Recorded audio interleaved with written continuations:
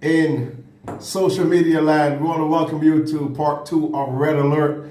And of course, here with me tonight is none other than Mr. Fred Corbin himself. And listen, you want to get ready tonight for something amazing to get into your psychology, because we're going to be sharing some key information tonight that I am certain is going to revolutionize your thinking about this whole issue of the scamdemic and vaccinations and digital ID and all of these things that have now gone worldwide, to share with individuals, to show you that this is not just a one nation thing. This is a global agenda. That's correct. From these individuals to again control and to bring about a level of enslavement against the people of the world. And ladies and gentlemen, we have the responsibility of putting a stop to all of that. But we have a greater responsibility to make sure that you get the information so that we can do the work that is necessary right here on our shores here in Barbados. So listen, I want to thank you guys for coming online. Please let someone know that Scantlebury and CORBIN are linking together again to bring you the news before the news. You know, this is not fake news. This is the real deal, ladies and gentlemen. So Mr. Fred Corbin, it's so great to have you here in St. Peter, here on this live Red Alert broadcast on tonight. Again, welcome, welcome, welcome. Thank you very much, boss. Much appreciated. Yes, sir. Appreciated. Yes, sir. Good night, everybody. Well, you know, from last week we were here, and so many calls and you know, so much information, so many individuals who were enlightened with the information that you shared, and we felt it necessary to have this follow-up session here on tonight to again share with our listeners information that we did not get to share with them in our last session. And of course tonight we have some really amazing information to share, and other things that we want to release to you tonight, to let you know that we're not just sharing information with you, we are also planning, strategizing to make sure that we get the job done. So again, tonight we're going to be ready to release some very important things to you. Tonight especially, we're going to be talking about the digital ID, and also, ladies and gentlemen, we're going to be talking about the COVID-19 vaccines, the bioweapon element of this. And you want to be ready tonight. Listen, get something to write with and something to write on, because this is not just talk. This is also giving you the information so you can go on the websites and get that information for yourself. So I'm going to turn this over to Mr. Corbin tonight so he can get started in what needs to be shared with you, our listeners, tonight. Thank you, brother. Yes, sir. I appreciate it. Good night, everybody.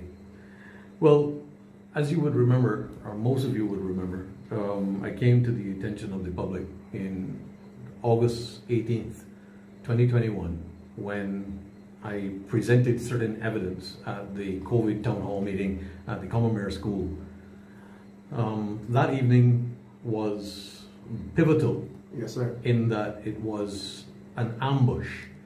I specifically designed it as an ambush of the administration, simply because they had had a run of 4 town hall meetings where they controlled the narrative so minutely that the public felt as though they never had a voice. And on that evening, which was August 18th, was actually the day before Pfizer launched their COVID bioweapon in Barbados.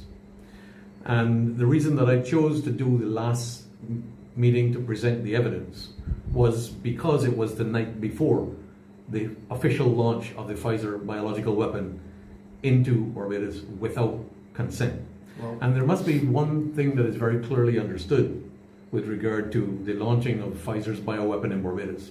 And I spoke about this on my radio show this morning on 246 Bajan Vibes Radio, where I outlined to the public that the Pfizer biological weapons were not only a violation of the 1976 Treaty on Biological Nuclear, Biological, and Chemical Weapons Treaty, of which Barbados is a signatory and a ratifier in 1976.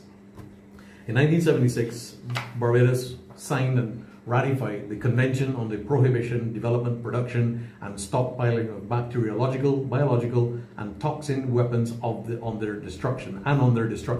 And that is the document there that I referenced that night. That's right. That night, I referenced this document, where in 1976, Barbados was a signatory to this. Despite that, the Prime Minister of Barbados and the United States Ambassador to Barbados violated 18 U.S. Code 175, which was the prohibition on the transfer, storage, and stockpiling and sale of biological weapons to the public. That was a federal crime that was committed not only on the part of the Prime Minister of Barbados, but also on the part of the U.S. Ambassador to Barbados, who, unbelievably, is still in office. When you have that kind of barefaced, blatant ignoring of international treaties that have been signed and ratified by not only the United Nations, but over 190 different countries, you know that something is seriously wrong. Yep. In addition to that, on that particular night, I also revealed to the public the evidence that the Pfizer vaccine was not only a deadly biological weapon, but I also presented the evidence on why it was a biological weapon. And I referenced a document called Reverse Engineering the Source Code of the BioNTech Pfizer SARS-CoV-2 vaccine. And that is the document that I referenced. Okay. This exact document. This document, I outlined the fact that there were 16 billion nanoparticles or lipid nanoparticles in each 30 milligram shot of the Pfizer COVID-19 biological weapon. And the reason that I did that was because not only did we understand the patent engineering that went into this, which was funded by the Defense Advanced Research Projects Agency via the Bill and Melinda Gates Foundation and Gavi, which is also their subsidiary. But we understood exactly what was happening, is that the entire global depopulation agenda had gone into high gear using a gene therapy method of inoculation. And what do I mean by gene therapy? Well, I just want to read what a gene therapy is. The very definition of the category of genetic vaccine clearly states that there is no known approved genetic vaccine. So the definition of a genetic vaccine or a gene therapy bioweapon is the following. Gene vaccines are a new approach to immunization and immunotherapy in which instead of a living or inactivated organism or a subunit thereof, one or more genes encoding the pathogen's proteins are delivered. The goal of this approach is to generate immunity to diseases for which traditional vaccines and treatments have not worked, to improve vaccines and to treat chronic diseases. Gene vaccines use advances in immunology and molecular biology to more specifically tailor immune responses, cellular or humoral, or both, to selected antigens. And they are still under development in research and clinical studies. The difference is that a regular vaccination is well proven and does not change any of your body's genes or cell structure, and is known and discussed under the name of vaccine. But a genetic vaccine is a form of gene therapy, which is defined as follows. Gene therapy is the transfer of genetic material to cells to prevent or treat disease, or to affect biological functions. Let me repeat that. Affect biological functions. Different types of gene therapy are under development, and these can provide new treatment options, potentially, for a number of different diseases and disorders. Therefore, they are also referred to as genetic vaccines by the industry. Okay. Every single one who was following the COVID-19 scam pandemic was fully informed that there was an emergency use authorization put in place for COVID-19 vaccines or biological weapons. Well, why was that done? The reason that an emergency use authorization was sought by the World Health Organization, who was the criminal mastermind behind the entire genetic therapy inoculation program funded by the Bill and Melinda Gates Foundation. But the criminal masterminds of the World Health Organization were then using the funding from the Bill and Melinda Gates Foundation to issue grants to vaccine manufacturers who were paid to create the fraud that the government ordered. Wow. Paid to create the fraud that the government ordered. In other words, to create a gene therapy inoculation designed to injure or to cause or inhibit or otherwise disrupt the biological function, as I mentioned, of the human body. And how did they do that? As I mentioned in the document, Reverse Engineering the Source Code of the BioNTech Pfizer vaccine, is that they did that through a product called graphene hydrogel. And what we now know, and what we knew then in 2020, and the reason that we knew this information is that in the debriefing of Dr. Lee Mengyan, which I mentioned in our previous episode, Dr. Lee Mengyan outlined to us that Dr. Anthony Fauci actually owned the company that manufactures the graphene hydrogel in China. And it is the only company in the entire world that does that. And why is that one company the only manufacturer? Ask yourself the question, why is there only one company manufacturing graphene hydroxide and graphene hydrogel for use in gene therapy, vaccination, or inoculation? Well, it's very simple. Is that the hydrogel patent is owned by Moderna. And Moderna is owned by Anthony Fauci. Okay. And the hydrogel patent is US 841-532-5B2. Right. Hydrogels are also mentioned in a second Moderna patent. Hydrogel is listed in the Johnson & Johnson patent as well. Okay. Hydrogels are made from graphene oxide. Okay? Hydrogel patent, and you can look this up. Just go on Google, write this down, go to your Google search engine and type in google.com or do Google patent. Just type in Google patent, US 841-532-5B2/CN. And you'll have the patent. You have a copy of the patent. All right. Here's the reference right there. See? Sweet. Okay. Love it. Now, the hydrogel patent and then the Moderna patent, Moderna had two patents on it. The first patent was US 108-985-74B2. Okay. And the second patent was US 107-037-89B2. The Johnson & Johnson patent was WO 202-115-532-3A1. Compositions and methods for preventing and treating corona infection SARS-CoV-2 vaccines. So there you have the list of criminal elements that have been used purposely, with malicious intent, knowingly against an innocent global population without informed consent.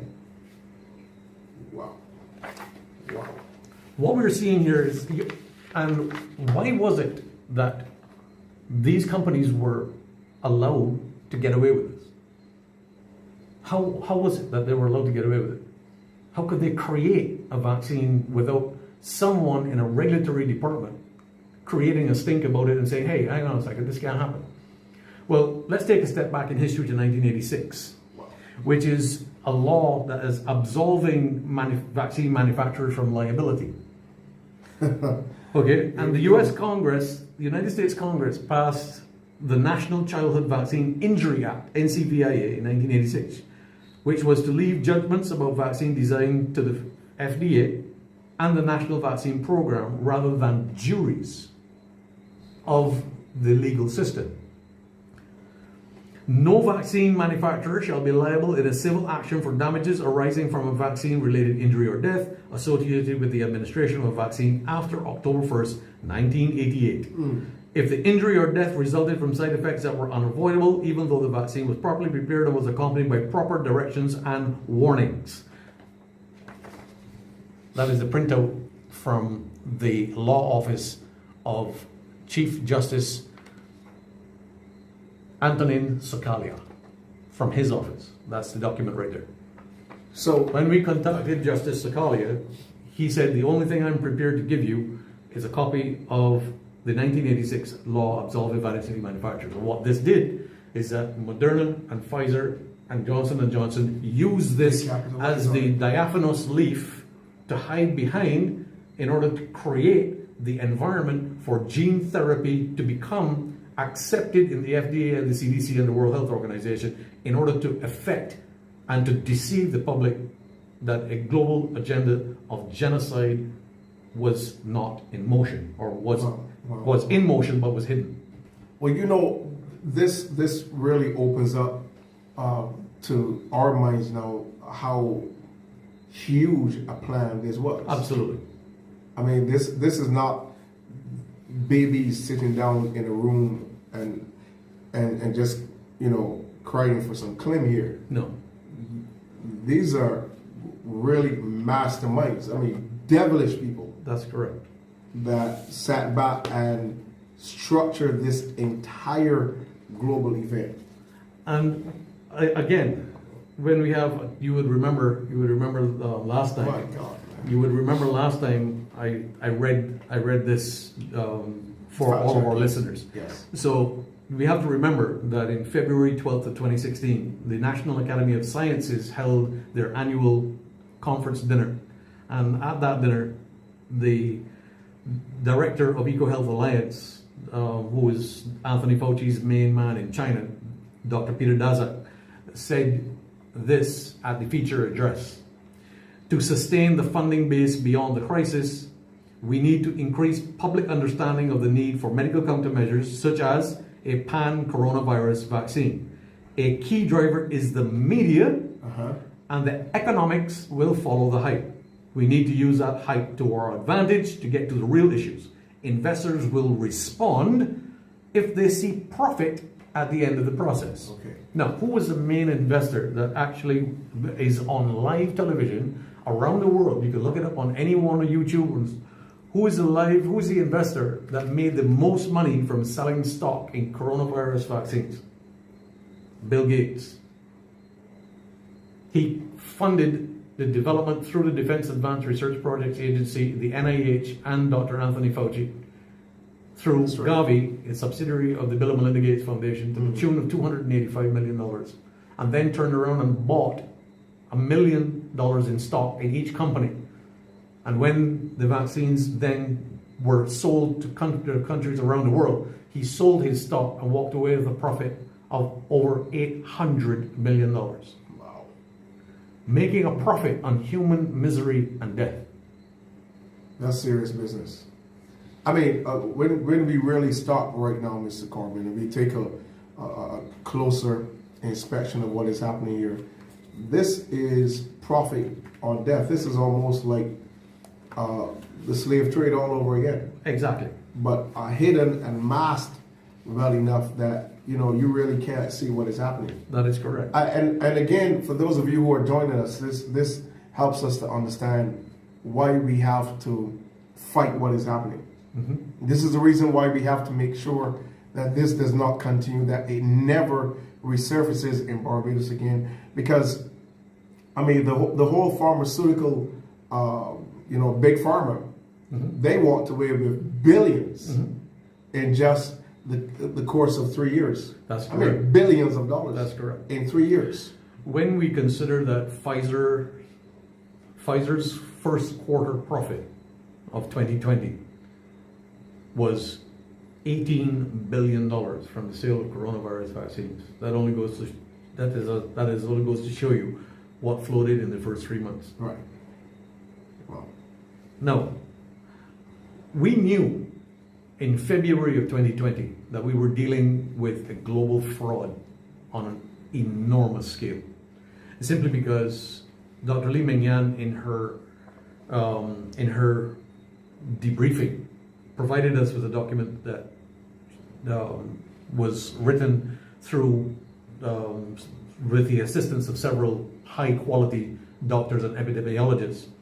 And this document is entitled "The Evidence Which Suggests That This Is No Naturally Evolved Virus." And you would remember that everybody, the whole narrative behind coronavirus was that it was a naturally occurring virus that had never been seen before, and it had suddenly jumped from animals to humans and so on and so forth.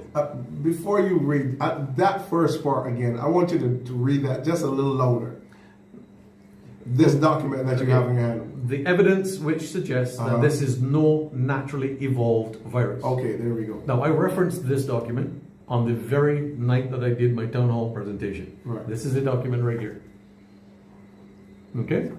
Now, and it says, introduction on why does this matter?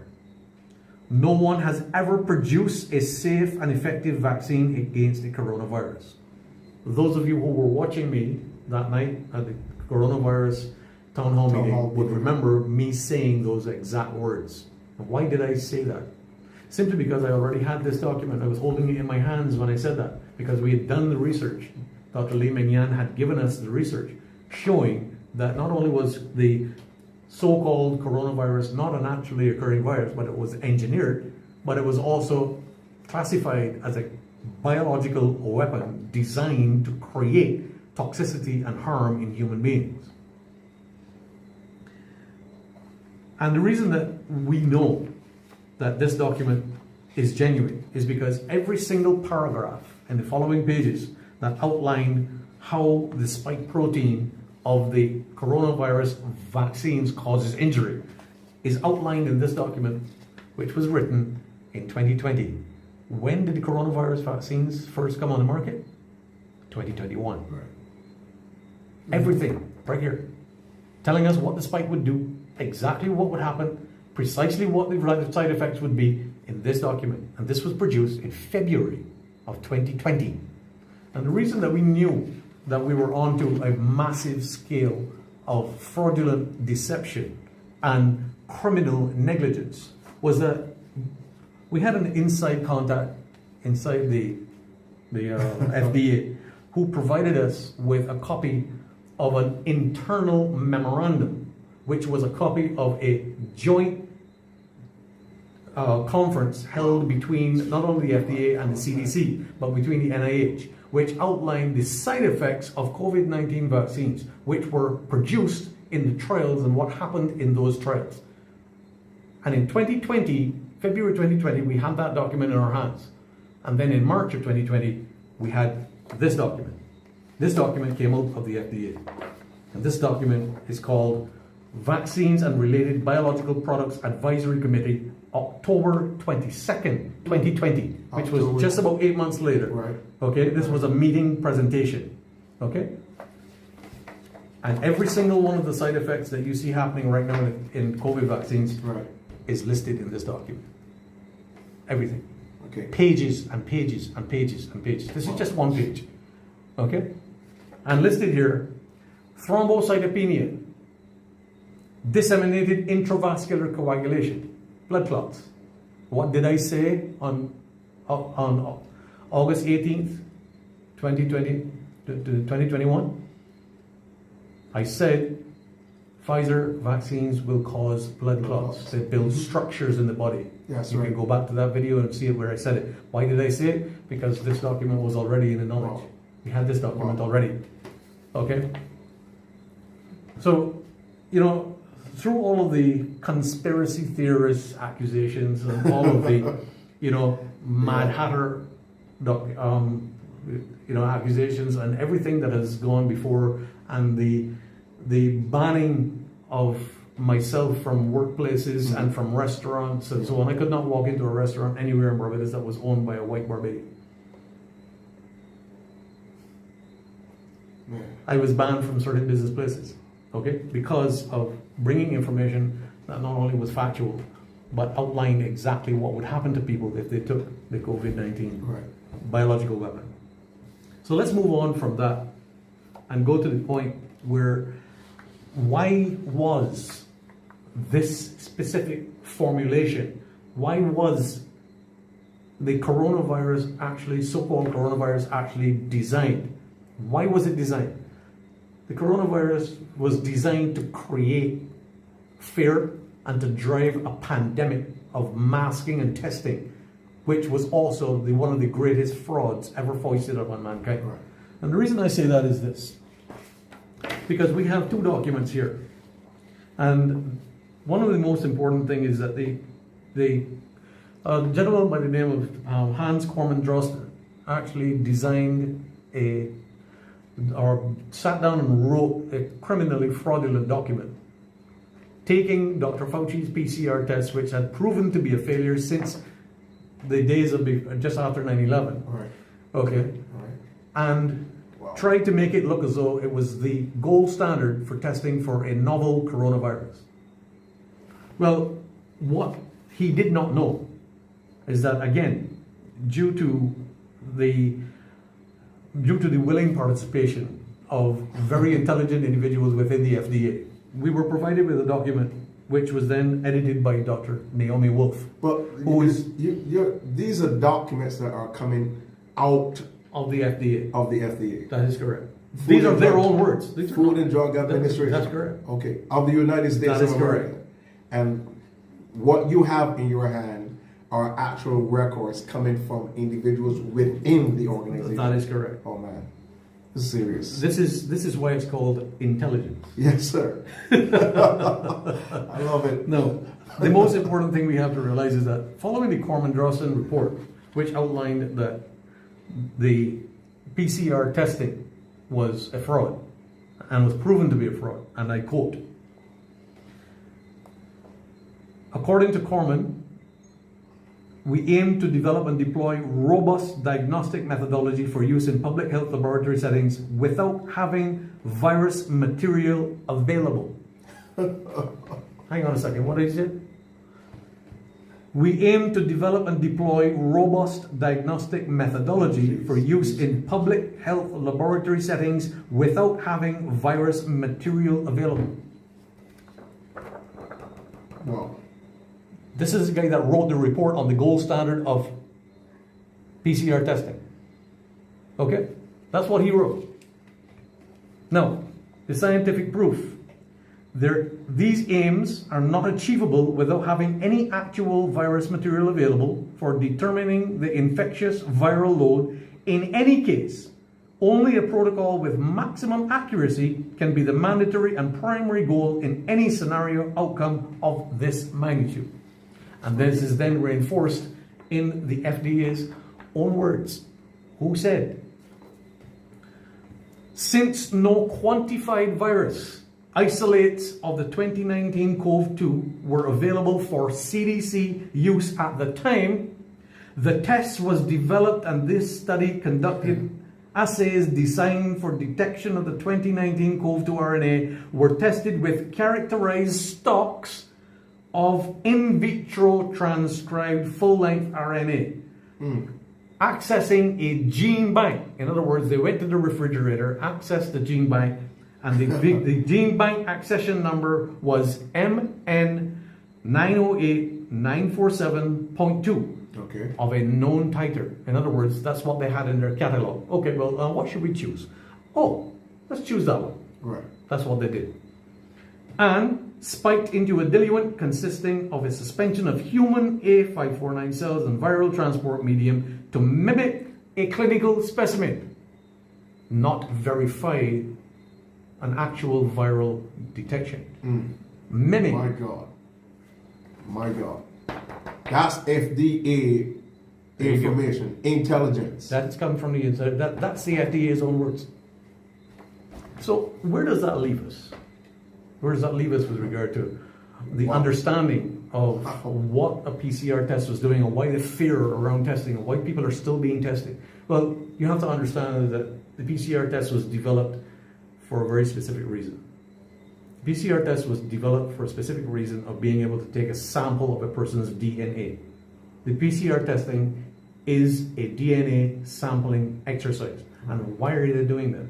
The reason that the PCR test is done as a DNA sampling as well as a vaccination process, because you can infuse the end of a PCR test with the exact same COVID-19 vaccine material. Okay. And you can deposit the synthetic biology directly to the cribriform plate right in the front of the brain. Mm-hmm. And you have maximum blood-brain barrier penetration within hours.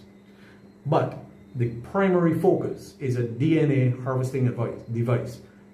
And the reason for doing that is that once they catalog your DNA, they can assign a serial number to your DNA. Right. Thereby, when you become vaccinated with a COVID-19 biological weapon, your body becomes an antenna because of the synthetic biology, lipid nanoparticle self-assembling biology within the vaccine formulation. That is then cross-referenced when you show up with a MAC address on the system. You become a walking transmitter. Okay. And why do I say that? Why am I saying that people are becoming a walking transmitter? Well, just bear with me 1 second. Okay? The reason that I say people become a walking transmitter is because this is actually happening as we speak. And one of the most important things you have to remember about being a walking transmitter is that you will show up on Bluetooth if you are a vaccinated individual. Okay. And your MAC address will be visible. Right. And what I'm showing you is a video taken by a person's cell phone on Bluetooth scan in a restaurant right here in Barbados. You see the list of MAC addresses? Those are all individuals sitting at dinner tables. Right. Vaccinated individuals right. sitting at dinner tables So with their own MAC address. okay.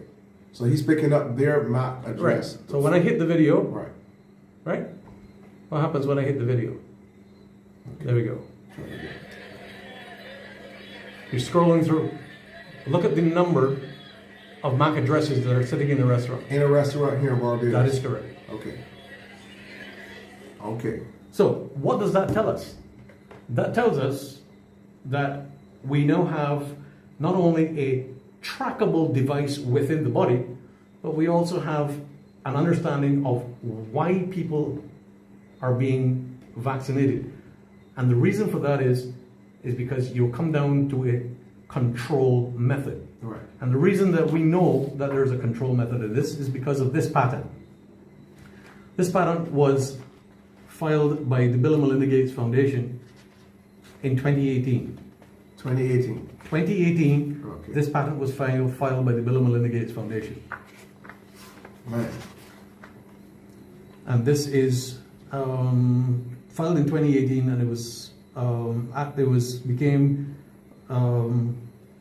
signed in 2019. So this is the certification of injectable biotransmitters, Bill and Melinda Gates Foundation. Man.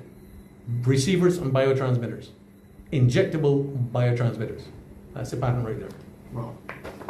Okay, now, where has this gone in relation to what we're seeing with regard to excess deaths happening in Barbados? And we spoke of this in our previous, Yes, we did. our previous episode. And we have to remember that synthetic biology, the body will reject. In addition to that, as I presented last time, the Deagle document where 12,900 people have to die in Barbados. We have to reduce our population by 12,900 in order to meet certain obligations under the United Nations Sustainable Development Agenda 2030.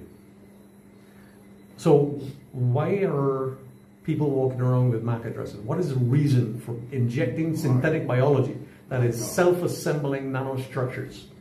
Well, the reason is very simple, is that the Bill and Melinda Gates Foundation actually issued a grant of $17 million to a company called In-Brain Neuroelectronics for first artificially intelligent powered graphene brain interfaces.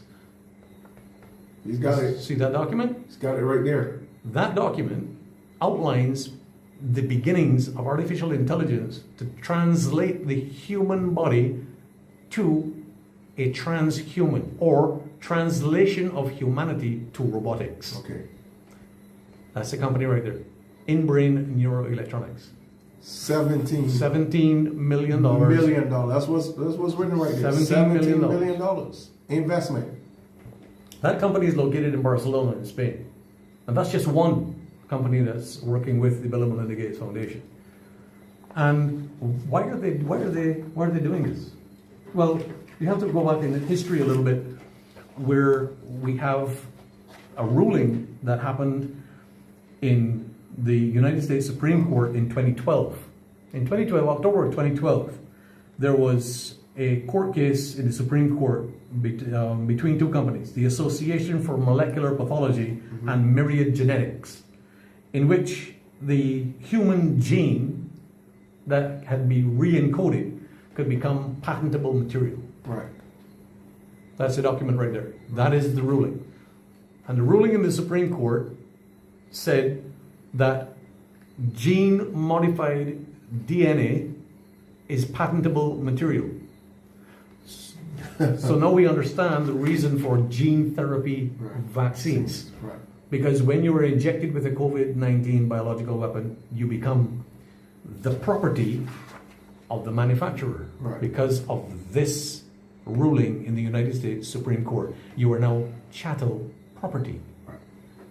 So this now makes you a patentable or a patent-owned individual.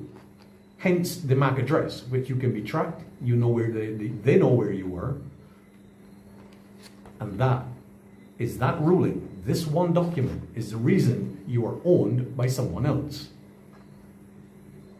So you're saying right now, people who are vaccinated all around the world, some company out there owns that person. That is correct. And they don't even know. And they don't even know.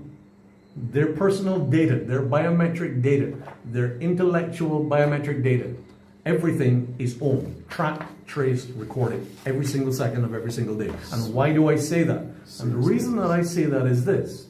You say, well, how is that possible? I mean, that's just space age. I mean, who the hell does that? Well, here's another pattern. And this is a company in Israel. Methods and systems for prioritizing treatments, vaccination, testing, and or activities while protecting so-called privacy of individuals. And this is US Patent 11-107-588-B2 on August 31st, 2021. Just 4 days after I did my town hall meeting. Right. That's the where that patent came right up. there. This was signed 4 days after I did my town hall meeting, when I said that the Pfizer vaccine with graphene hydrogel would create living structures in the body. Right. There we go. Right. And listen to this. System and methods of anonymously selecting subjects. Anonymously selecting subjects. What did I just say? That you wouldn't even know you belong to someone else? Exactly. Precisely. Anonymously selecting subjects for treatment against an infectious disease caused by a pathogen. What is that pathogen? A genetic vaccine. The system comprises of a plurality of electronic devices. Electronic devices, remember the Bill Gates patent? Right. Injectable transmitters. Injectable transmitters. There you go. Now, comprises a plurality of electronic devices comprising instructions to generate an identification.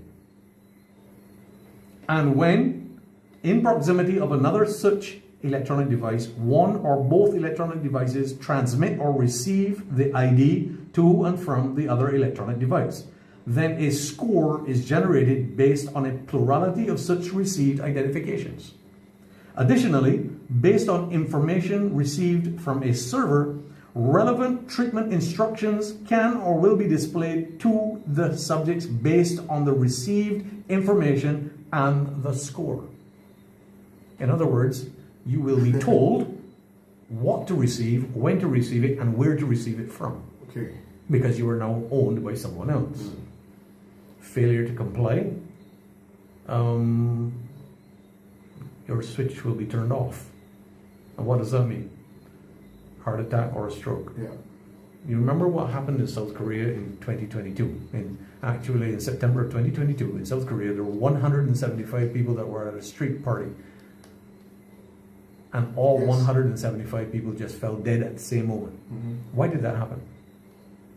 That was a test. That was a test. That was an experiment. That was a test. And all 175 people had massive coronary thrombocytopenia, heart attacks. Boom. 175 simultaneously. Within 2 minutes, 175 people were lying dead on the floor. Do you understand the level of technology and control that has been implemented via an injectable substance in the human race? We're not talking hyperbole here. We have the documentation to prove it. This is the actual facts. And I would say to all of our beloved sovereign nationals of Barbados and the Eastern Caribbean, you have to understand the level of evil that has been implemented not only in the spiritual realm, but also in the realm of humanity and the realm of the physical.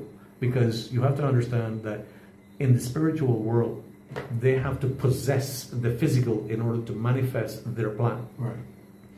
And this is extremely important to understand. And in order to manifest their plan in the physical, they have to create the platform from which to operate. Correct. And this is That's the right. reason for the vaccination program, is that they can only operate within a certain medium. And because they are of an evil construct, their actual frequency is so low that they have to create a synthetic biology and a transhuman platform from which to operate.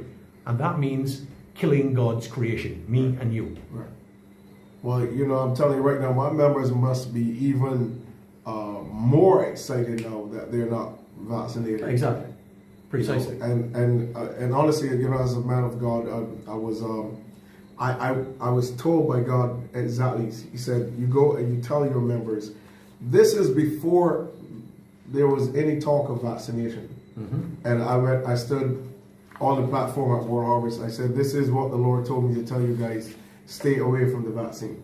Mm-hmm. There's 16 sessions to alert individuals, and as you said, you know, the whole conspiracy theory, you know, all of this stuff and everything that we had to wait to get the information to people to help stop this charade. That's correct. And I want individual. I told them, you've noticed many times how even watching carefully the vaccination of world leaders, mm-hmm. it was just too fake. It was a facade. It was a facade. I mean, seriously. Yeah. I mean, on that level. Then we had the nurse from Germany that. Then we had the nurse from Germany that came out. She said, "Listen, I want you all to understand. They gave us 3 vials. Yeah. 1, 2, 3. She said the first vial, that's for the ministers and leaders. She said that was saline water. That's correct. That's what it was. They ain't vaccinated up to ain't none of them dropping down. No. Ain't none of them sick. I mean, they're just going on with their agenda. And now we have so many individuals. I mean, my cousin, she didn't last a week. She was like one of the first folk that been up there got vaccinated. She didn't last a week. I mean, she was gone, left 2 kids here. She didn't last a week. And, you know, folk were just saying stuff. But then we started to see it. And now it's happening consistently. Mm-hmm. You know, that people are here 1 minute, gone the next. Folk in the prime of their lives that have been so drastically affected by this entire situation. And it's like these people are laughing at us over and over and over again. I think the time has really come for the people to wake up. I mean, you know, saying so much, and we've been talking about this, that individuals are waking up, but too slowly. That's correct. We need a massive awakening. Well, to be fair, in a socially conditioned environment such as Barbados and the Eastern Caribbean, where we have had the British colonial imperial influence that has, you know, given us rhetoric from radio and TV and then from the pulpit every Sunday, it is extremely difficult for an individual who has had that level of so-called brainwashing, whitewashing of mental construct and reality, to embrace something as far-reaching as this. And what we have to understand is that within the spiritual alignment or the spiritual connectivity, which happens within our own bodies, if we are not in touch with our own physical energy field, our ability to comprehend what is actually happening around us will be limited only to what our minds can perceive. If we are in touch and spiritually connected to the energy field that we have been created with, our mental construct becomes a vast, wide horizon, because we are seeing things long before they even happen. And one of the understandings that we do have as spiritually connected individuals is that when we see other people, or we come into contact with, or we come into the energy field, or come within the energy field of another spiritually connected individual, there is an instant alert. Here is someone that you can connect with. We need to foster the realization of this.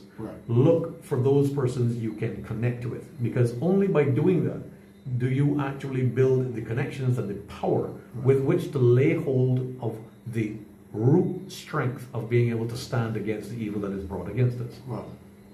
Very, very important. And we also have to remember that we have to bear in mind that the weapons that are being used against us are directly attacking that energy field.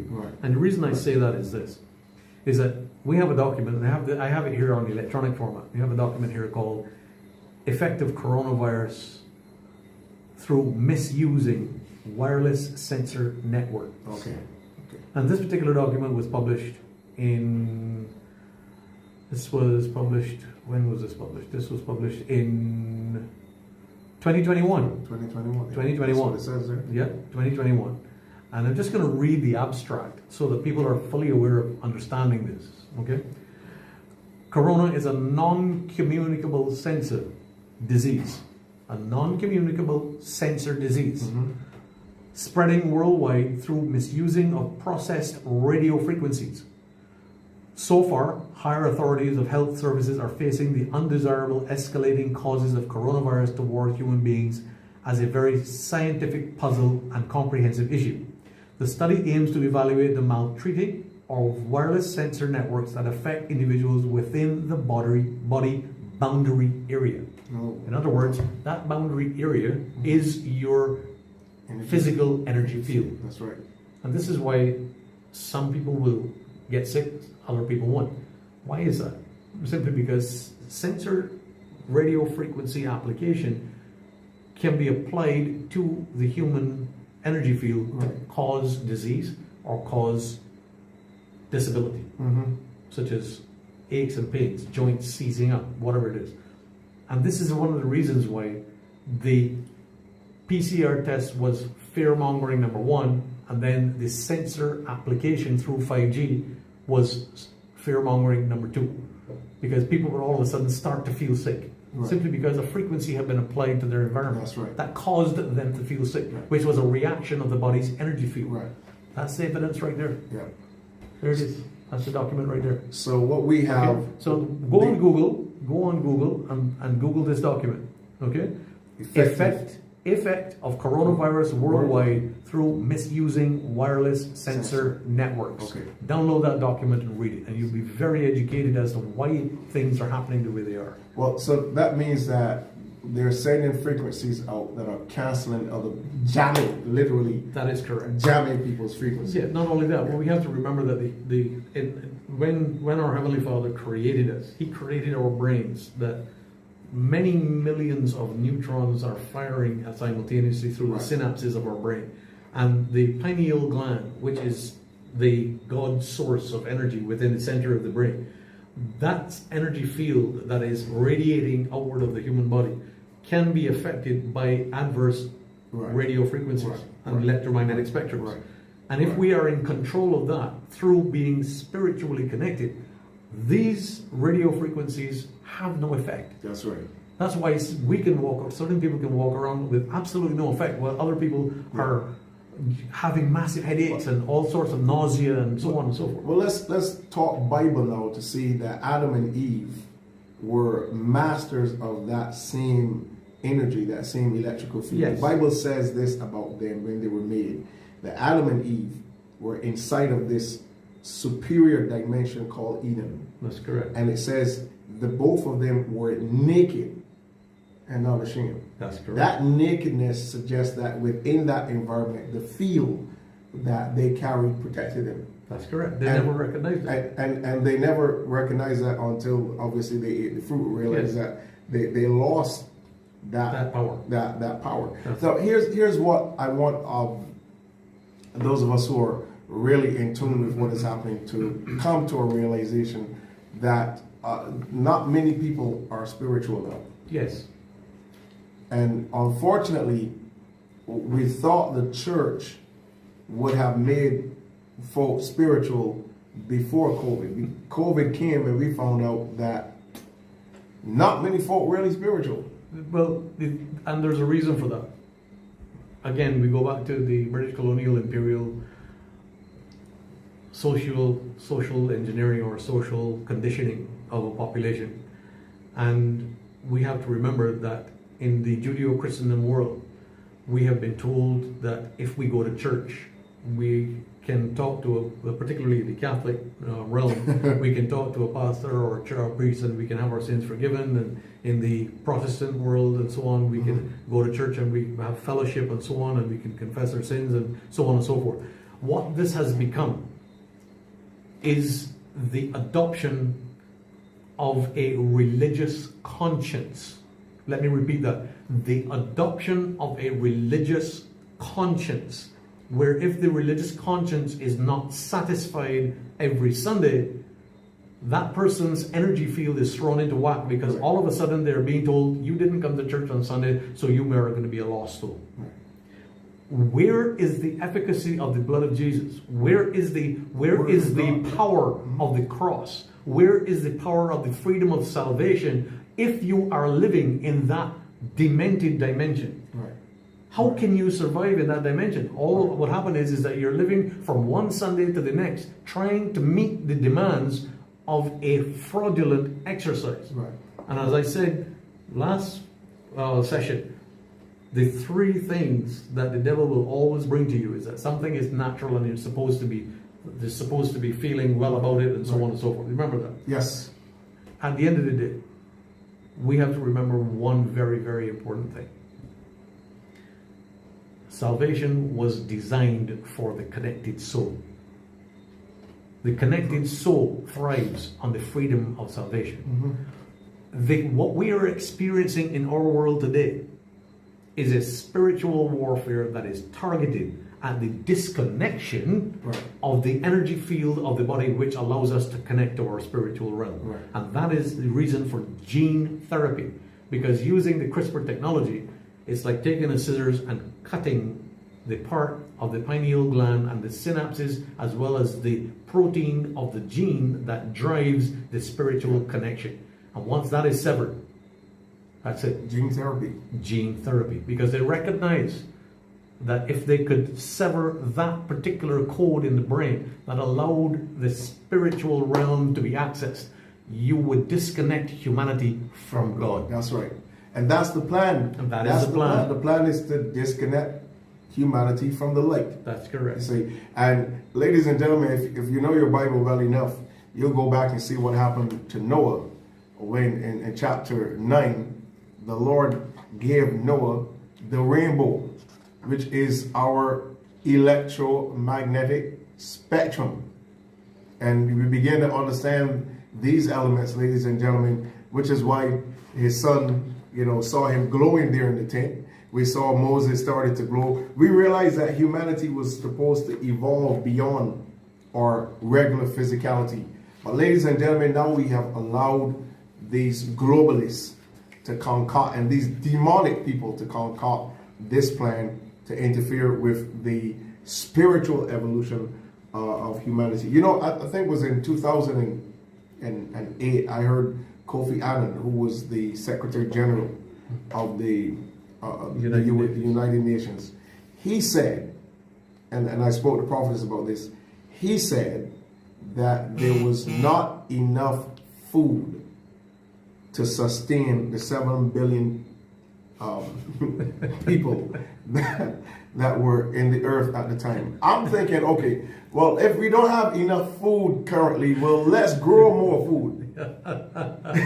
No, the idea is let's decrease the population of the world so that the food we have can actually suffice. And he was saying, okay, from 7 billion, we need to go down to about 4.7 billion. I was like, wait a minute, hold up. So we have all this land that's not being used. We're not going to consider, let's grow more food. No, we're going to decide, no, the food we have, we need to get rid of a certain section of the population so what we have can actually feed the ones that we do. I do not understand that type of demonic thinking, but I heard that, and I told Prophetess about. I said these people are crazy. I'm always trying to figure out. Many times when you go online and you study the background of individuals who are at the helm of these international organizations, folk that they're trying to capture them for war crimes. Yeah. In their own country. Yes. They're known as individuals behind certain activity, government coups and genocide and crimes against humanity and folk who launder money and involved in companies that are designing not only in their company but in other countries of the world where they got things hidden, and you're wondering, okay, how do you have these folk over international organizations? Just saw the guy there, Mr. Banja, who just went over. They just put him over the World Bank. I'm wondering, this guy's from India.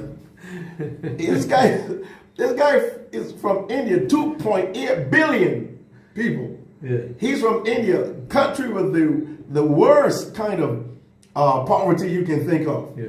And you got a guy who can't get his country fixed, but he's put over the World Bank. I'm trying to figure out, my God, what type of thinking would cause that type of activity? Well, the thing is, to answer that question quite clearly, is when you have someone who has aspired to the instructions of the global community, then they become a candidate. And we have a classic example of that in our own Prime Minister here in Barbados. Our Prime Minister has always been a prime candidate because she's been under the employment of the World Economic Forum since 1994. Another example of that, which I raised this morning in my radio show on 246 Beijing Vibes Radio, is the Director General of the World Health Organization, Tedros Ghebreyesus. And as I said in my radio program, you have the world's largest criminal enterprise run by a former second commander of one of the world's worst notorious terrorist groups, the Tigray People's Liberation Front, TPLF. And Tedros was the second in command of the TPLF and is personally responsible for the genocide of over 600,000 ethnic minority Ethiopian Jews and Muslims. Wow. Man. Okay? But yet, 2 years after that, he was the Minister of Health in Ethiopia, and then all of a sudden, he was catapulted to Director General of the World Health Organization in 2017. How do you get someone who has the blood of 600,000 ethnic minority Ethiopians on his hands, ordered their deaths, had a hand in killing people, and is now the Director General of the World Health Organization and has visited Barbados 3 times? Okay, it makes perfect sense. Okay. It makes perfect sense who to have at the helm of an organization like that. Yeah. If we're going to implement something as sadistic and demonic as COVID-19. Yes. And the thing is, one of the most important things for all of our viewers to understand is that COVID-19 has nothing to do with a disease. It has nothing to do with a year or anything like that. People think, oh, well, it was COVID-19, so it was, it was SARS-CoV and it was on 2019. No, nothing to do with it, okay? Just get rid of that notion one time. COVID-19 stands for Certificate of Vaccination Identification Operation 19. And the reason it's called Operation 19 is because this is the 19th attempt Right. to completely penetrate the global humanity spectrum with biological weapons. The 19th attempt. 19th attempt. But this time it comes with a certificate of identification. Okay. Certificate All of right. identification. And the reason that synthetic biology is used in the COVID bioweapons is in order to guarantee the identification. Now I just showed you evidence of Right. the MAC addresses of injected individuals. Now when it comes to governments implementing a digital identification, a national digital identification card, why are they doing this? We spoke about this last time. We covered briefly Yeah. a section of it. And one of the reasons that the Trident digital ID is so dangerous is that, number one, as I mentioned before, Barbados is operating as a corporation, an illegal corporation or an illegal republic, operating under martial law. There is nothing legal about the Republic of Barbados. It was fraudulently implemented through treasonous acts, which I mentioned in our previous episode. It has been based on treason. It has been carried forward on the basis of treason.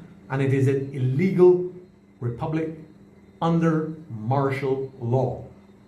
And has been under martial law for many, many years. Not just now. Barbados has been under martial law for many years. We are operating as a de facto state under martial law.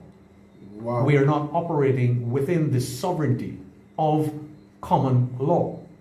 We are operating under the illegal mandate of maritime law, which places the ordinary citizen or slave of the state, citizen, under the control of an illegal bar association, which has been formed as a subsidiary of the corporation of the Republic of Barbados. You, when you sign up for a digital ID, renew the contract that expired in 2019 when Barbados decided that they were going to form a republic. There was a contract established in 1966. It was called the Independence Order. And that Independence Order was a contract by which persons who became Barbadian citizens signed a contract with their national ID and their birth certificates to be wards of the state of Barbados, the corporation of Barbados. You were owned by the corporation. You were told what to do by the bar association, the corporate entity that employs the law. Do you understand where we're going with this?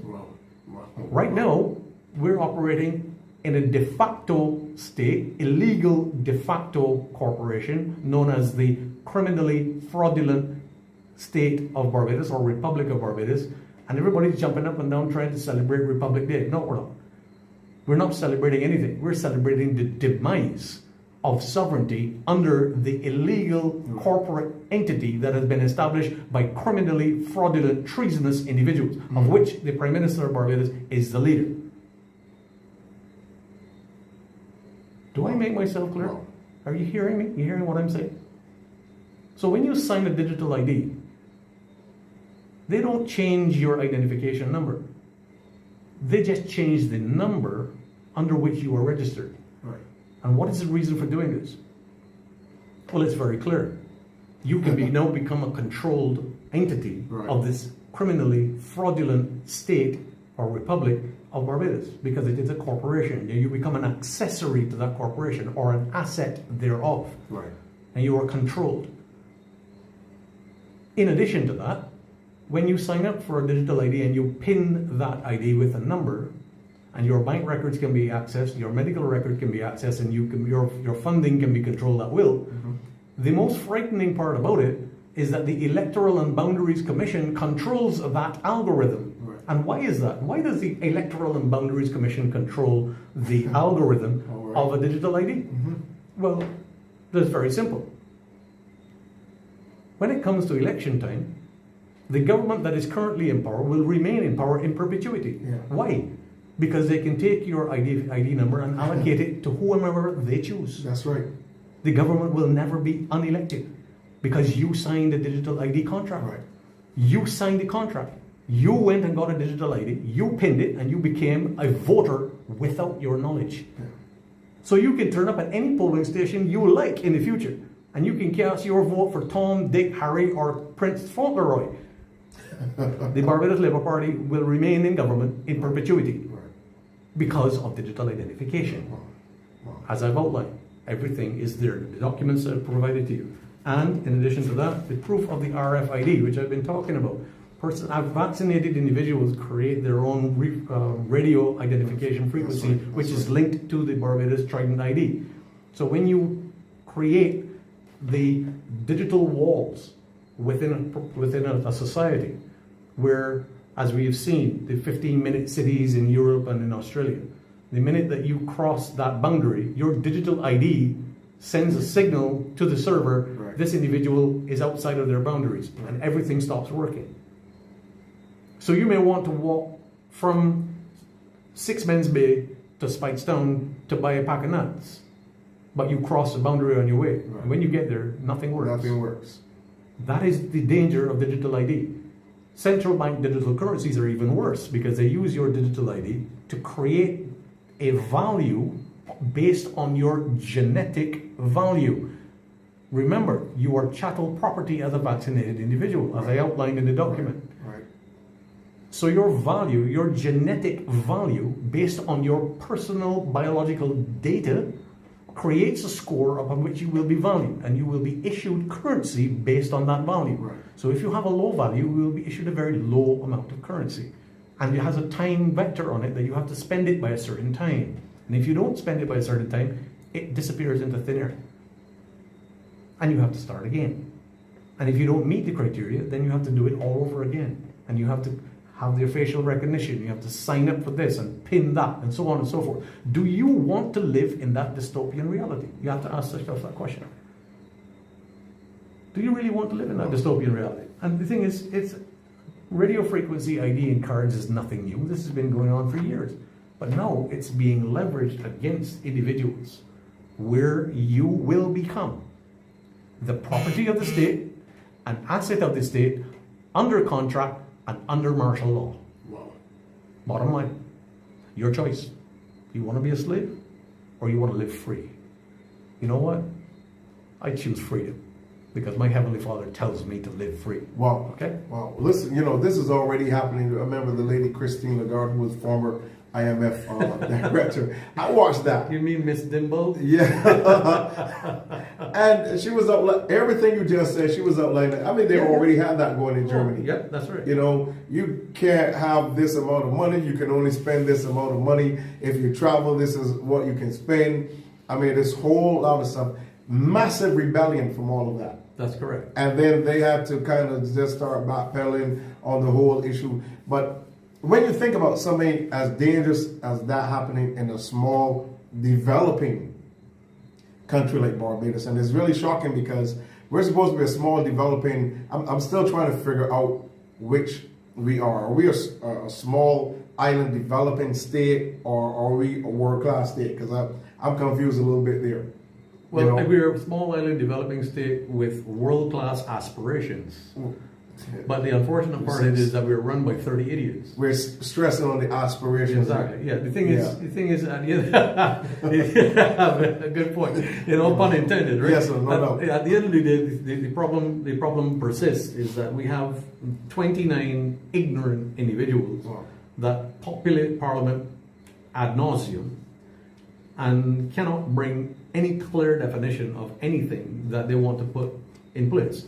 And the classic example of this is the same Minister of Innovation and Technology, Mr. Ishmael. He doesn't know anything about digital IDs. Wow. He just is given a script and he has to say something about so on. He tries to do damage control when the truth is told to him. Right. And at the end of the day, he's absolutely out to lunch on the entire program. And no offense, Mr. Ishmael, if you watch this video, but you know what? I think you should take up gardening, as I've suggested to your colleague in another ministry, because gardening is healthy, you can actually sell the produce and you can earn a good living rather than sitting in government being told what to do like an idiot. So my advice to all of these so-called government nitwits who want to sit in Parliament and talk pretty and try to sign this document and this agreement and so on and so forth, take up gardening, okay? Grow your own food and let it be food for thought, okay? Intelligence doesn't grow on a vine, okay? You have to fertilize it. You have to cultivate intelligence, okay? I strongly suggest take up gardening because you might become an intelligent individual. And if you are an intelligent individual, then welcome to the world of reality. That's right. That's right. You know, several years ago, my wife Prophetess, she was traveling. She came home. She said, "You have to." She said, "You have to watch this picture." Went on to becoming one of my favorite pictures. It's called "Clear of Present Danger." That's correct.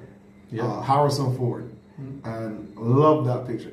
But it introduced me. I mean, way back then, I realized the importance of intelligence. That's correct. And I'm telling you, ladies and gentlemen, it's so important even as a leader of a ministry that we are not caught up with the whole idea of just existing, preaching the Bible, but not being aware of what our enemies are doing around us. Precisely. And, I have to thank her so much for introducing me to that movie. And then I went on to watch some others that he did, Patriot Games, that was, amazing.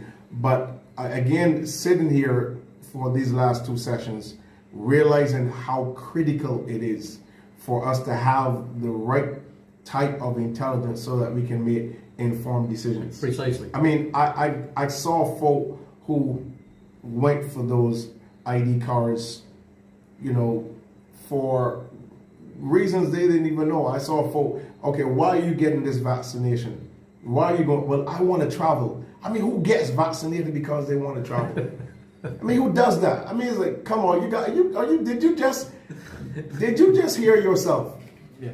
I want to travel. Now you got folk who ain't vaccinated traveling just as much as folk who got vaccinated. I mean, I remember when I did my session and I outlined that Guyana was already on the Johns Hopkins website with their vaccination. Trinidad was on there already. Jamaica was on there already. Barbados, who's leading it, they ain't got. The next morning, I checked it, the next morning, Barbados is on Johns Hopkins. And they cannot, to this day, they cannot give Johns Hopkins an accurate report on the amount of folk who've been vaccinated because the folk who were giving out the vaccination cards started selling them. I know folk who travel who ain't got an ounce of vaccine anymore, but they got the card on there, Well, the thing is, you have to realize that in the world of corrupt politics, everything starts out with good intentions and then becomes a racket. Yeah.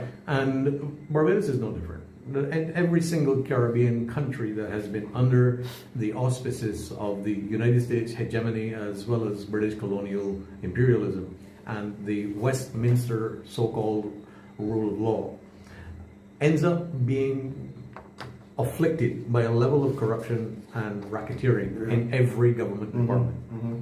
Barbados is no exception.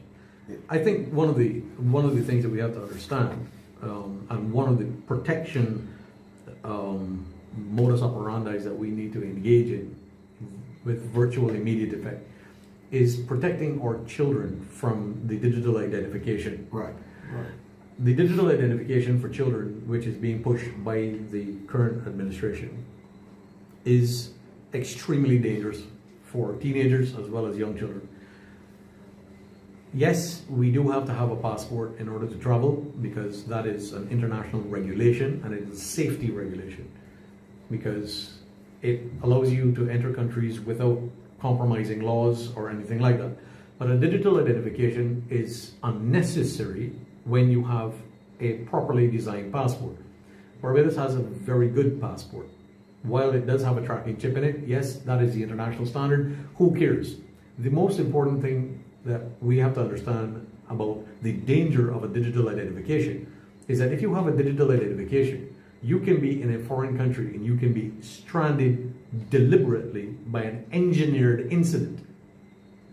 And the first time that we actually came to recognize this was when we were looking at the events in between Israel and Gaza in 2014, when there was an outbreak of violence and so on, a continuing outbreak of violence and so on, and then again in 2021, where we saw Palestinian operatives who had gotten Israel identification cards to travel from out of Gaza into Israel to conduct commerce, being actively arrested for crimes they did not commit.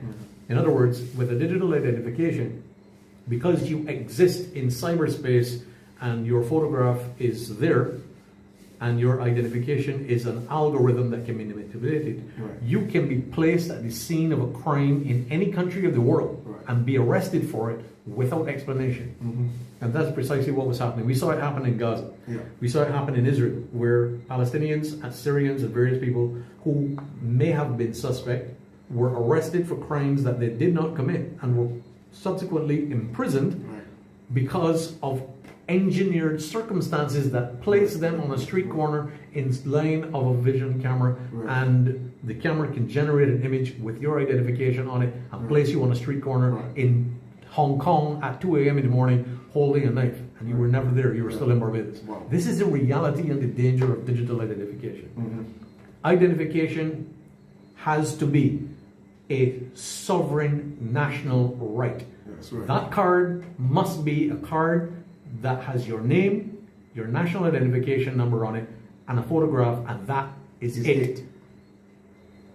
It matches the information in your passport, and that is it.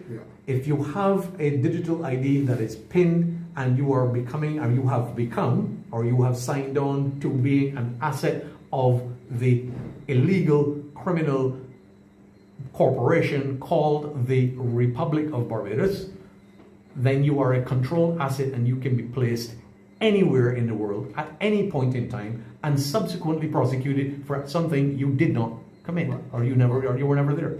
This is the reality. I'm not talking hyperbole here. These are the facts. Come on. Okay? Understand one thing very clearly when I say this. I'm not saying this to frighten anyone. I am telling you factual information. If you choose to ignore it, you do so at your own peril.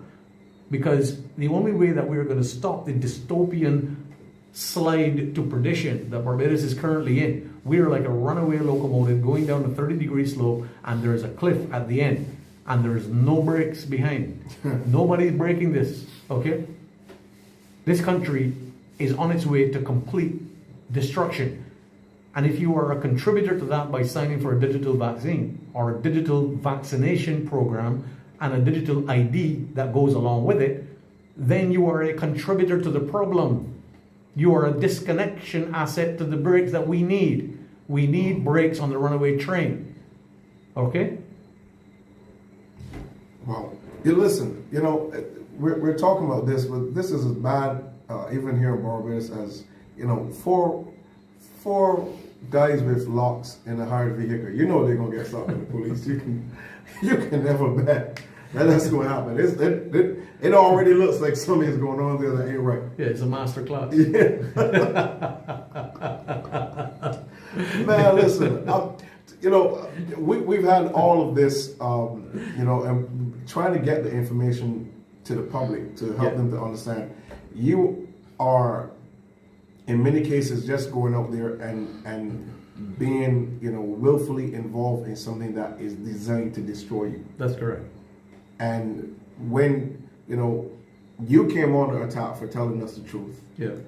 I came on the attack for telling Barbadians the truth about what was happening, because I was showing it by the Lord. You have the intelligence on most of these things, and you know, I was talking to a gentleman, and he said, talking to a white gentleman, by the way, you know, he said I started listening to Fred. I thought Fred was a little off the rocker. I thought he was going off the edge of the cliff. He said, but all of a sudden, he's starting to sound pretty good to me. You know, all of these folk now who have somehow begun the process of waking up from their sleep and realizing that who we have around us who've been leading us and trying to say, okay, well, you take one shot of vaccine, because I remember this, just one shot is going to protect you. Then it went, no, it's two shots will protect you. Okay. Then we heard, okay, well, it can't protect you. But it's going to help you live longer. It's going to protect you from other communicable diseases. Then it went, then you're going to have to be, you're going to take the booster. Then there's going to be 3 boosters.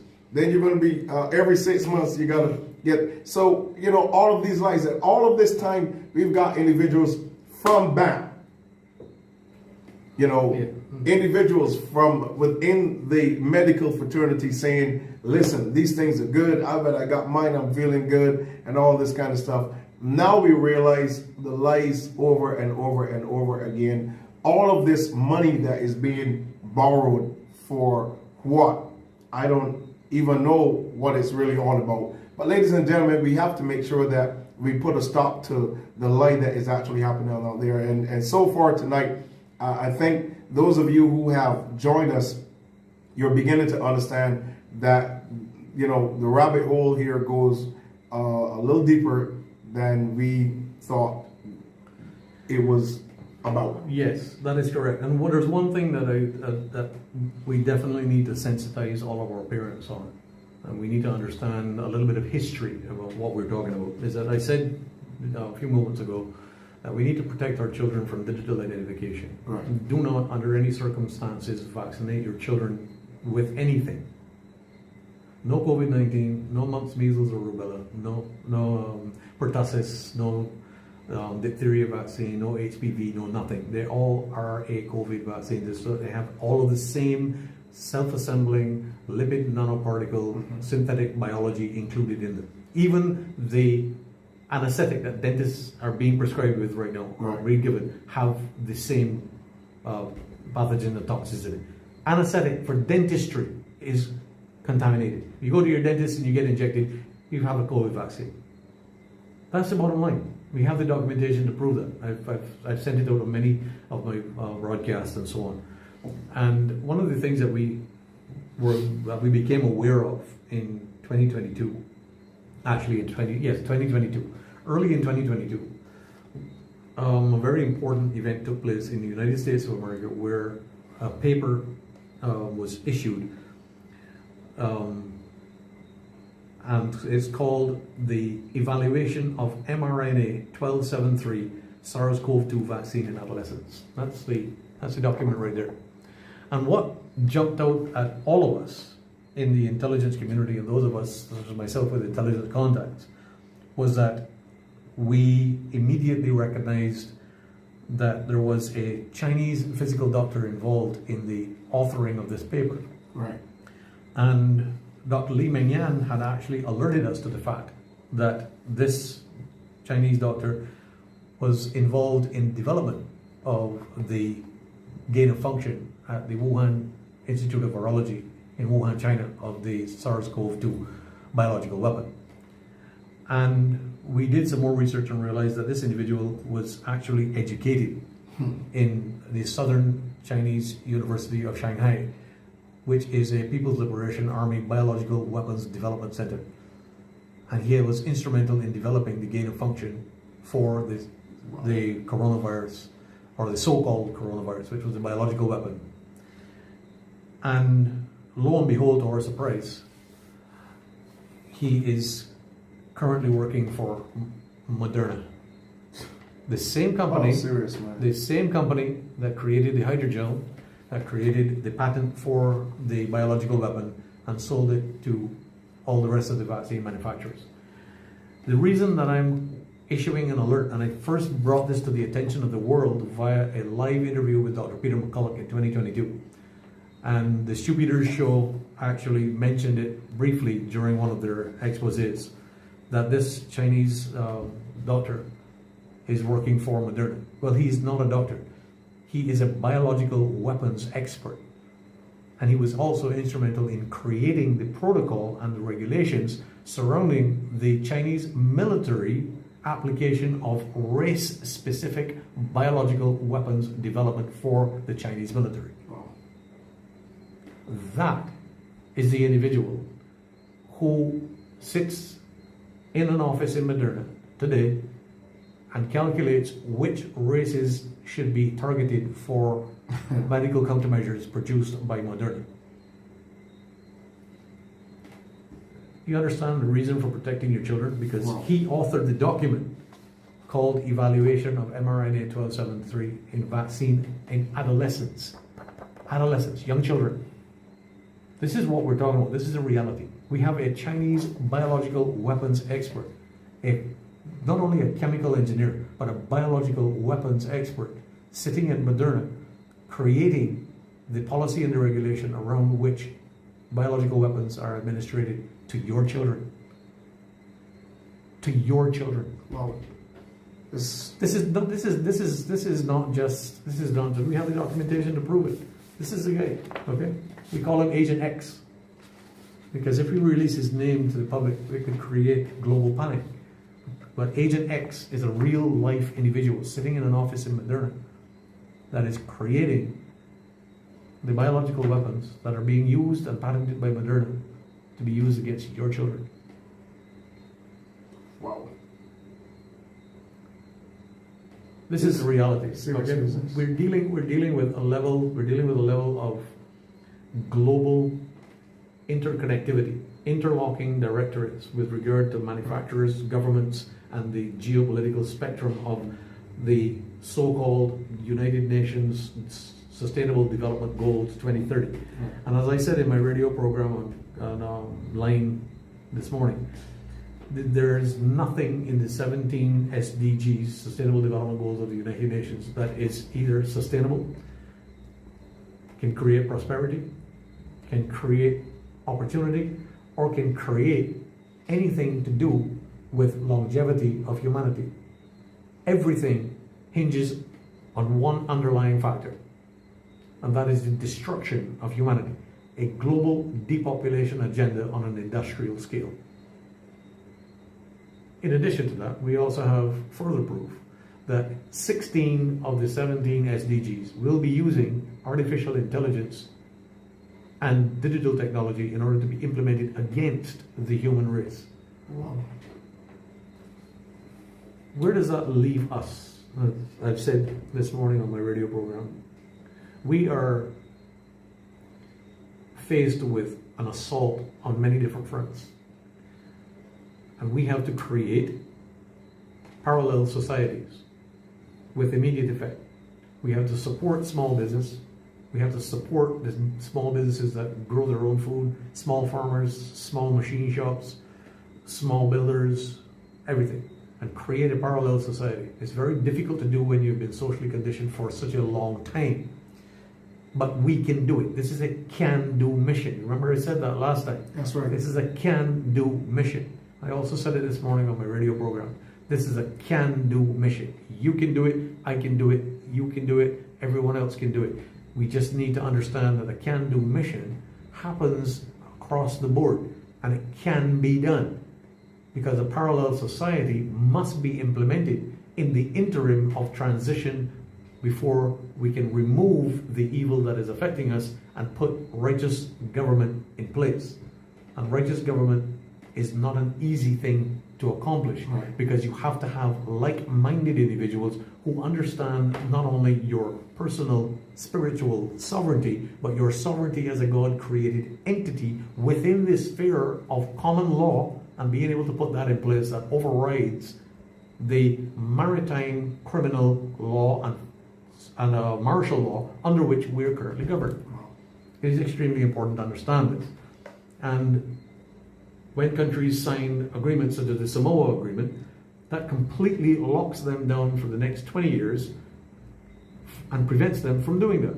However, if you understand the sovereignty of common law and you operate on a sovereign basis, and you are not operating under the common law where you defy the principle of maritime law and become a sovereign national state, you can defy those organizational treaties, simply because those treaties are only as good as the paper they're printed on, because they have no power over sovereign individuals.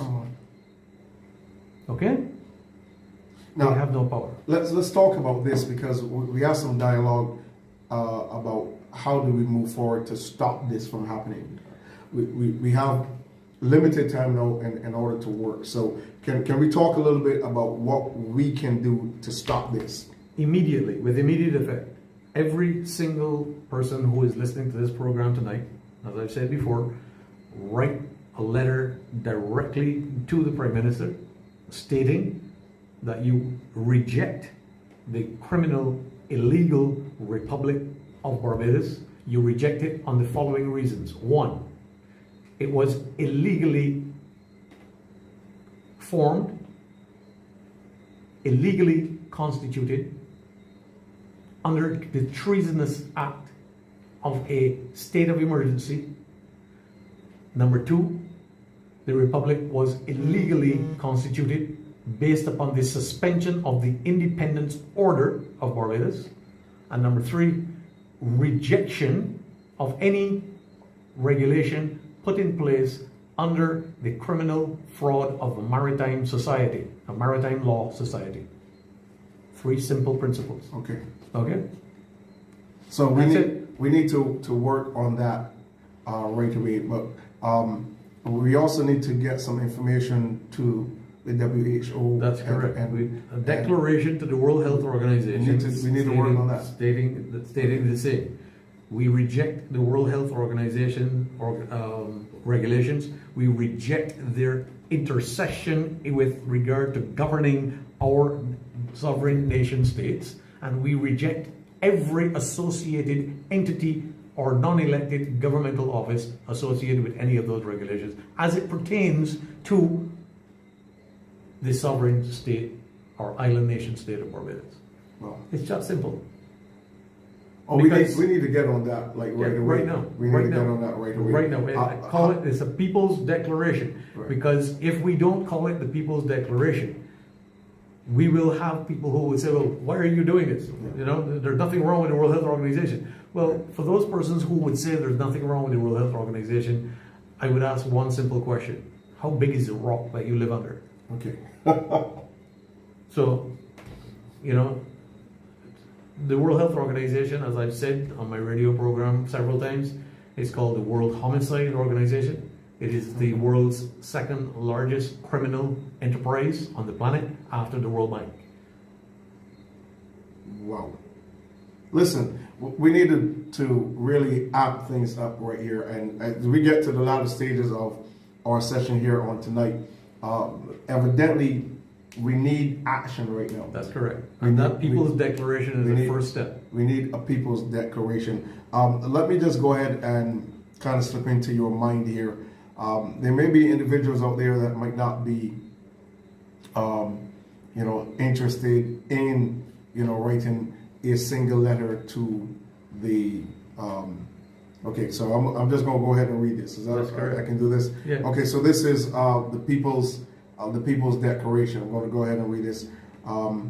I oppose to the centralization of power into the hands of unelected, unaccountable, and largely unknown bureaucrats through the negotiation of international agreements that absolutely do not reflect the wishes of the people of the world. That is correct. So this is kind of a model. That is correct. That we're going to be working on. So we sat down with approximately 20,000 individuals who were in private organizations around the world, and we came up with this model, which was circulated to every single one of those organizations, and everyone unanimously agreed that this should be used as a template, and we can add it in the nation state, sovereign nation state of Barbados, into that wording. But it is the People's Declaration. This is a declaration of the people of the world. Okay, what about if we actually create a People's Declaration? Yes, for Barbados. And then have it for Barbadians, and just have it out there where individuals can just sign it It doesn't matter if they so- sign it or not. so, The point is the declaration has to be made. Right. And this is what we have to do like right Right now. now. Okay. So ladies and gentlemen, I want you to understand that this is where we have to go and what we have to do right now in order to stop this, again, this global. And you know what is so wicked about this? 166 square miles at the helm of this stuff. That's correct. I mean, it's just amazing that Barbados is like at the helm of all of this global agenda. We're on point for 12,000 folks to die during COVID. We're lying about deaths, lying about COVID, lying about the vaccine. You know, I remember when that plane came here from India, when the Prime Minister was on the tarmac saluting and all that stuff. And then the next day, the guy from Trinidad said, no, that's not the agreement that we had with the Prime Minister of India, because they were saying here in Barbados, oh, we're going to give some, we're giving some to Antigua, we're going to give some to Trinidad. And then the Minister of Health in Trinidad came on and said, no, that's not the agreement we had. It's just that our part was going to be dropped off in Barbados. And and then they would just... You see, once again, you have the incompetence of corruption. Corruption is inherently incompetent, and the reason that it is inherently incompetent is because there is so much micromanagement around corruption. Right. In order for the few to be in the know, in order to be able to profit. Right. If everyone knew the plan, there would be no corruption. Exactly. Everybody would be on the same page. Well, you know, that's why the former Minister of Health would have known about the purchasing of the vaccines. Mm-hmm. When that whole situation came out in the media, that one person had already gone ahead and put 10 million of their money up for grabs, and then the whole situation said, that's not my signature on it, but somebody from the Ministry of Health, paid for that stuff and signed off on that agreement. Yes. So, you know, rightfully, like you said, not everybody's in the knowledge of what's going on. No. And this is where we keep having these lies that keep unfolding over and over again. And we cannot continue to be controlled. We cannot continue to have individuals who consistently lie to us about these things, No. you know, being in their position. We've got to do something about it. Yeah. You know, one final word here before we get to our closure here on tonight. We've been talking about the functioning of the Ministry of Education and technical and vocational training. We've been looking at this because we've had some major shifts that took place within where our children are concerned. Mm-hmm. And again, I was on the Marcia Week show, and I had made it clear that it is time for us to no longer have these individuals functioning. And I'll tell you, one of the ways to really disrupt an already corrupt organization is to just kind of tweak the system a little bit. Mm-hmm. You know, get, you know, one person removed, and I'll sing that on certain pictures and shows that I watch. But one of the things that's very, very important, ladies and gentlemen, and we're going to be doing this on tonight before we close here, we're going to let you know in advance here on Code Red that we've gone ahead and we've drafted a petition for the removal. We've got it in place for the removal of the current Minister of Education and also the Chief Educational Officer. And we're going to share that with you on tonight. Mr. CORBIN and I, we've been talking about that. That's correct. Recently shared some things with me. We went ahead and make sure that everything is worded correctly. And so we're going to be sharing this with you to help you to understand where we are. We're not just going to be talking. We're not just going to be marching. We're going to be taking action. That's correct. And this is very, very critical, ladies and gentlemen. So what I'm about to read to you is coming out of the New Barbados Kingdom Alliance. And this is the actual political party that I happen to be the president of, and the New Barbados Kingdom Alliance. And so we have made it abundantly clear that we will no longer have these individuals governing our children. That is correct. I'm going to go back to the 4 elements. The whole issue of replacing prayers with mindfulness or mindlessness, whichever one they called it. And then we had the IDB test. I'll go back and remember that, which they claimed they knew nothing about. When they were in full agreement with it, we found out that was a lie. Then we had the situation with the signs at the school. We found out that was a lie. They knew about that as well too.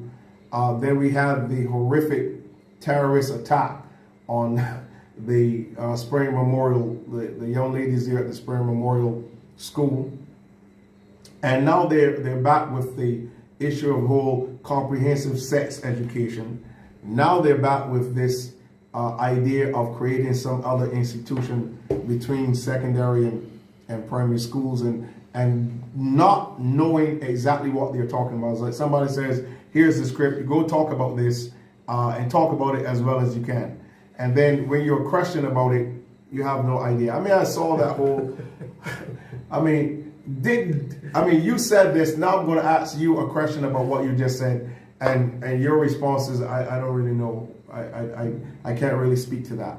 You just said it. Yeah. And you can't speak to it. Exactly. Yeah. It's just crazy. Okay, so what we're going to let you know here tonight, ladies and gentlemen, is that we have the petition right here for the removal. So we have this here, but just to let you know, we have the petition. It says right here, petition for the removal from office, and it reads as follows: we, as sovereign nationals of the Republic of the sovereign Republic of Barbados in the year of our Lord 2023, do hereby declare our lack of confidence in the Minister of Education, Technological and Vocational Training, and also the Chief Education Officer of the current Barbados Labour Party administration.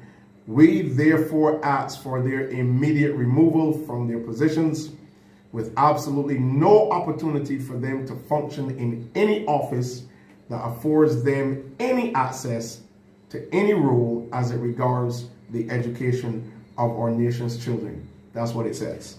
There's just one word that I would change there. One single word. We therefore demand their immediate removal. Consider it changed. Okay? We're not asking anybody anything. Okay. You didn't ask us, the parents, if you could carry out an exercise in our school that terrorized our children. Cool. You didn't ask us whether we or not you were allowed to put a comprehensive sexual education test under the guise of a computer test. Okay. You asked us nothing. You didn't ask us anything. You took it upon yourself in your own incompetent deliberation to carry out actions that compromise the integrity not only of the safety as well as the intelligence of our children, but then thought that we were fools and we were going to let you get away with it. Wake up call. That's right. Not anymore. So we're going to go ahead and also let you know that the paperwork is in place for you to sign. We're going to be getting these out very shortly. Definitely tomorrow at WHMI, we're going to have them there for individuals to sign so that we can make a presentation to the President of Barbados from the citizens of Barbados. We're asking those of you who are joining us around the world to be a part of it as well. Those of you here in Barbados, to let's not be afraid any longer. Let's shed our fear of this and shed our fear of these people, because our nation's destiny is at stake, ladies and gentlemen. The future of Barbados is hanging in the balance, and we, the people, it's our opportunity to do something about it. Okay, so we're going to be getting these out to you very shortly, along with our declaration. We're going to make that slight change, and thank you very much, Mr. Corbin, for helping us out with this. But ladies and gentlemen, we're ready to go. We're ready to go. We're ready to go. So if you need to get a PDF copy of it, if you need to get something that you can print and email it back to us with the signatures, but we're going to do what's necessary, and then we're going to make a presentation to the President of Barbados, President Sandra Mason, and we are going to let her know we're very serious. So my advice to the current Minister of Education and the Chief Educational Officer, this is not a hoax, this is not a joke. Please understand that this is real. We are coming after you. We want you gone. This is not going to go quietly into the night. You're going to hear about this from all angles, from all corners, and we're going to make sure that the time has come to protect our children. We'll do what we have to do, and as Mr. Corbin said, we will go to war for our children, and that's exactly what we're going to be doing right here as you show, ladies and gentlemen, that we're not afraid of the current status quo. We're not afraid to say what needs to be said, and we're not afraid to do what needs to be done to protect our children. So you might as well go ahead and just send in your resignation in advance, because we want to make this abundantly clear. I've heard a whole lot of talk about nobody's going to be resigning and all of that stuff, but ladies and gentlemen, somebody's got to take responsibility for the nonsense that is going on in our nation, and it's up to you and I to stand up and cut the head off this Goliath. Any final words tonight, Mr. Corbin, before we wrap our session up tonight? Well, first of all, I just want to thank you for reinforcing my own position with regard to the Minister of Education and the Chief Education Officer. And I would say to the Minister of Education, Kay McConney, given your incompetence and your inability to understand the gravity of this situation, this is the reason we are demanding you vacate your office with immediate effect. And I would say to the Chief Education Officer, not only are you incompetent, but the level of misinformation and unintelligence that you have displayed during the course of your short tenure in the Ministry of Education has not only brought disrepute on the intelligence of our nation, but you have compromised the basic level of understanding of the average student in this country to the point where they do not want to believe anymore. And we, as parents and guardians, will remove both of you from office. Do I make myself clear? To all of our sovereign, beloved Caribbean nationals who are listening to us tonight, this is a can-do mission. Yes, sir. Over and out. Yes, sir. Listen, I want to thank you guys for being with us for these two sessions. I guarantee you these will not be the first and the last time that we will be getting together to give you the information behind the headlines that are out there, to show you and to expose you to the truth, ladies and gentlemen, that will put you in the driver's seat and not in the back seat. So tonight, I want to say a very special thank you to my very special guest, Mr. Fred Corbin. Thank you so much for coming over, being a part of Code Red. You're welcome. And helping us to, and somebody just said, every week, please. But this is a can-do mission. I like that. We're going to make it happen. That's Ladies and gentlemen, thank you so much. I want to say a special thank you to my wife, Prophetess Heather, for accommodating us here and making sure that everything is well prepared for Mr. Corbin here at our home as we come to release to you this great information. I want to say thank you so much to my ministers and members and partners and friends here that connect with us. We had individuals watching from Trinidad on tonight, from as far as the BVI. Thank you guys for locking in from across America, in England and Canada, and those of you connecting with us from around the world. I want you to take this video, share the video.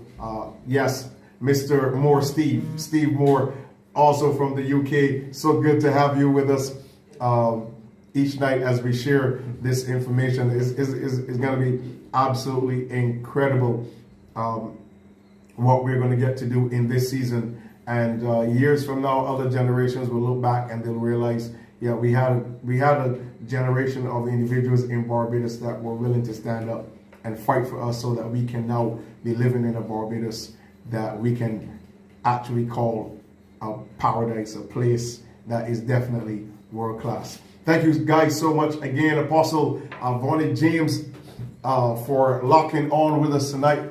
Appreciate you so much. Apostle Scantlebury from Trinidad, saw you. You stay strong, stay blessed, and we look forward to seeing you very, very soon. Again, ladies and gentlemen, thank you for joining us on Code Red as we share with you the information that will keep you strong in this season. So thank you so much again for being with us. You guys be blessed. Have a great night. We'll be back with you soon, another time, to take you deeper into the things that will position you to take the right steps right here in Barbados, the region, and the world. Be blessed, everybody. Take care. We'll see you next time. Good night. Have a good night. That's awesome, man.